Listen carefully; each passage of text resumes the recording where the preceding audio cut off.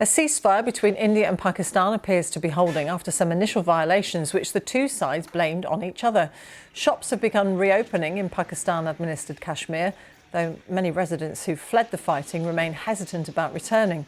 This is the border town of Chakoti, which bore the brunt of recent cross-border shelling. Pakistan's Prime Minister Shehbaz Sharif has said his country is committed to peace. Our correspondent Davina Gupta has the latest from Srinagar in Indian-administered Kashmir.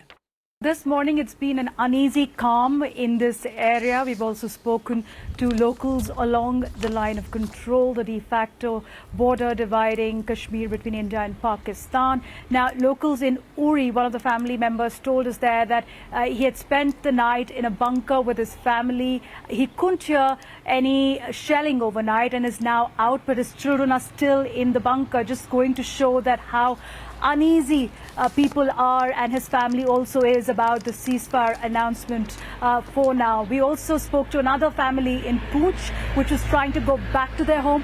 Poonch is one of the worst affected areas because of intense shelling and cross-border firings, where homes have been hit and lives have been lost. But there is a sense of cautiousness, if I can sum it up in that word, in this region, because people are still waiting to see how and for how long, in fact, this agreement holds. So all eyes are on those diplomatic talks tomorrow. This morning we've heard from India's capital city, Delhi, that India's Prime Minister has had a top-level meeting with all the defense officials. We'll get to know more information around it.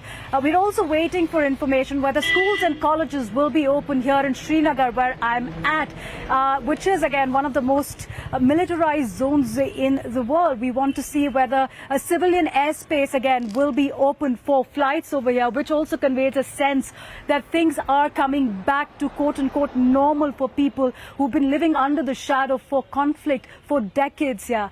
Now, this time round, just last week, things came to such an escalation for the first time in decades that locals here could see drones in the sky. They could see drones being intercepted, and India and Pakistan came very close to the kind of conflict that hasn't been seen here in decades. And when I speak to people here, all they want is peace for now. Davina Gupta.